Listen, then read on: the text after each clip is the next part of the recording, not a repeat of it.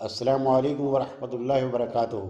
تمام مسلمان بہن بھائیوں سے گزارش ہے کہ وہ اس چیز کا اچھی طرح سے ادراک کر لیں کہ میدان محشر میں سب سے زیادہ خطرناک عدالت جو لگے گی وہ حقوق العباد کی لگے گی۔ اگر شہید بھی کوئی حق اس کے اوپر رہ گیا کسی کا تو انہیں بھی وہاں اس عدالت میں آنا پڑے گا۔ لہٰذا حقوق العباد کے بارے میں تو ایک بہت تفصیل ہے، لیکن جو اس وقت میں آپ کو بتانا چاہ رہا ہوں وہ ہے وراثت کے حوالے سے۔ اس وقت بہت بڑا فتنہ یہ ہے کہ بھائی اپنی بہنوں کو حق نہیں دیتے۔ لہٰذا تمام والدین سے میری التجا یہ ہے کہ اپنی زندگی میں اپنی وراثت کو اپنی اولاد میں برابر برابر تقسیم کر دیں۔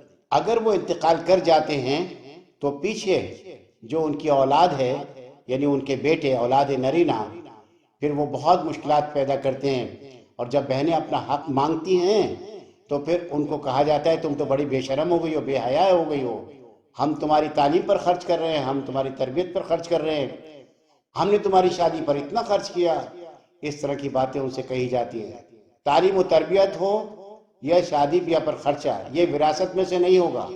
یہ اخراجات ان کا حق ہے، یہ اخراجات ہر لڑکی کا حق ہے، چاہے وہ بہن کی صورت میں ہو یا بیٹی کی صورت میں ہو۔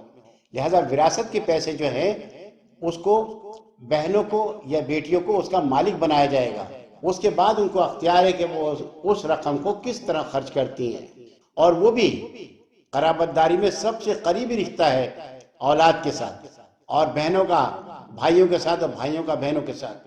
ہم ان تفصیلات میں نہیں جا رہے کہ بھابیاں کس طرح سے اپنی نندوں کا حق غصب کرانے کے لیے اپنے اپنے شوہر کو متوجہ کرتی ہیں اور ان کو ورغلاتی ہیں۔ یہ موضوع اس وقت ہمارا نہیں ہے۔ ہمارا سیدھا سادہ موضوع یہ ہے کہ والدین اپنی زندگی میں اپنی وراثت کی تقسیم اپنی بیٹیوں میں بیٹوں میں کر دیں۔ انتقال کے بعد جو لڑکی کو ایک اور لڑکے کو دو، وہ جو ایک شرعی نقشہ ہے تقسیم کا، وہ تو انتقال کے بعد نافذ ہو جاتا ہے۔ اگر اس پر وراثت کی صحیح تقسیم ہو جائے تو فبہا، یہ تو بہت اچھی بات ہے۔ لیکن اکثر دیکھنے میں آیا ہے کہ بہت زیادہ زیادتی ہوتی ہے اس حوالے سے بہنوں کے ساتھ۔ مفتیان گرامی اس عنوان سے بہت سخت پریشان ہیں۔ وہ تو فتوے میں اپنی ساری تفصیل بنا کے دے دیتے ہیں، لیکن بھائی حضرات پھر ہیلے بہانوں سے ٹالتے رہتے ہیں۔